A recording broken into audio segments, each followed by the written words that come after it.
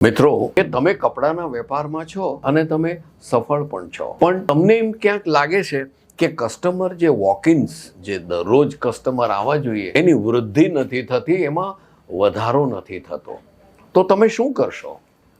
આનું એક જબરજસ્ત માસ્ટર કી છે. આ ચાવીથી તમે આ સમસ્યાનું સમાધાનનું તાળું ફટાકથી ખોલી શકશો. એમાં વાત કંઈ એવી છે કે તમે કસ્ટમર આવે એટલે મેં જે વિડીયોમાં તમને સમજાવ્યા છે એ પ્રમાણે તમે આવો કરશો અને તરત જ એને કહેશો કે તમે ક્યાંથી આવો છો, તમારી પડોશમાં કોણ રહે છે ને તમારા આ ને એ અમારા કસ્ટમર થાય એવું બધું બોલવાનું શરૂ કરો અને પછી એમ કહો કે અચ્છા ચા પીશો, નાસ્તો મંગાવો, ચા મંગાવો ને આ તેને, અને સાથે સાથે એની સાડીઓ લેવી છે કે કુર્તીઓ લેવી છે કેમ કરીને તમે પૂછાપૂછ શરૂ કરશો. સામો કસ્ટમરને આવી મશીન ગનની જેમ પ્રશ્નોની બોછાર બોલાવવા માંડશો ને એટલે સામો કસ્ટમર થશે કે માર્યા આપણે આ શું કામ આવ્યા હતા એ જ ભૂલી જાય. સમજ્યા કે નહીં? અને બીજી વસ્તુ શું છે કે એક વસ્તુ હંમેશા ધ્યાનમાં રાખજો કે કસ્ટમર ક્યારેય મૂર્ખ નથી હોતો.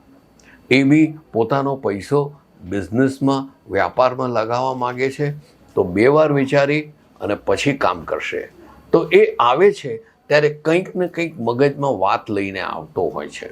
હવે એનું ફળ સ્વરૂપ શું થાય કે સામે તમે આવા પ્રશ્નો કરો એટલે એના મગજમાં જે નેગેટિવ નકારાત્મક વિચારો છે એ બધા બહાર આવે. સૌથી પહેલા તમારા શોરૂમમાં તમે જે વસ્તુઓ સુઘડતાથી ને સુંદરતાથી રાખી છે એવું તમે વાતાવરણ ઊભું કરો.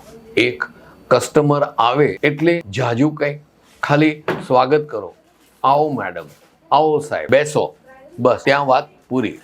હવે અમે માનીએ છીએ કે ગ્રાહક ઈશ્વરનું સ્વરૂપ છે. એ ઈશ્વરનું સ્વરૂપ જ્યારે અમારું કાપડ ખરીદે છે ને ત્યારે અમારું કાપડ પણ ઈશ્વરથી નીચે ઉતરતું નથી. માટે અમારા પાસે બહુ જ ઉત્તમ ક્વોલિટીનું સારામાં સારા ભાવની વસ્તુ છે. તમે ગમે ત્યારે આવો, તમારી જ વસ્તુ છે. પણ ધારો કે તમે નહીં ખરીદો, કોઈ વાંધો નહીં, બીજો કસ્ટમર આવીને લઈ જશે. કારણ શું કે અમારા પાસે જે પ્રોડક્ટ છે એ સારી તો છે, એવું તમે મેસેજ ઇનડાયરેક્ટલી કન્વે કરો. પછી શાંતિથી એને બોલવા દો. કસ્ટમર બોલશે કે અમે ફલાણા વિસ્તારમાંથી આવીએ છીએ, ત્યાં આ ટાઈપના કસ્ટમરો રહે છે, ત્યાં કોટન છે કે સિલ્ક છે કે બાંધણી છે, એ ટાઈપની સાડી વધારે ચાલે છે, અથવા તો યંગ જનરેશન વધારે રહે છે, નજીકમાં સ્કૂલ કોલેજ જેવું છે, એવું એ જ્યારે બોલે ત્યારે તમે મગજમાં બેસાડતા જાઓ. બીજી વસ્તુ એ કે એ લોકો સપોઝિંગ આપણે એમ વાત કરીએ ને કે ગુજરાતના અમુક વિસ્તારમાંથી આવે છે, શું ઘાટા એકદમ ભડકાદાર કલરના પહેરે છે કે સોફ્ટ કોટનના પહેરે છે, ઇંગ્લિશ કલરના પહેરે છે, બરોબર ને? એ રીતનું તમારા પાસે જાણકારી હોય ને તો તમે એનું એ સમજી લો કે ઉદાહરણ પ્રમાણે એ વ્યક્તિને જે વિસ્તારમાંથી આવે છે, જે શહેરમાંથી આવે છે, એની સાડી એક પછી એક તમે આપતા જાઓ. હવે જ્યારે તમે સાડીઓ બતાવો છો ને ત્યારે તમે મહેરબાની કરીને એક વસ્તુ ધ્યાનમાં રાખજો, બોલતા જ નહીં.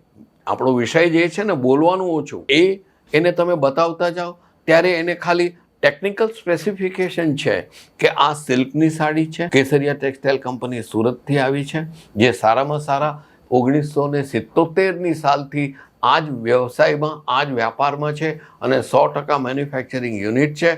એ તમને એકદમ સારી ક્વોલિટીમાં સાડી તમને આપીએ છીએ.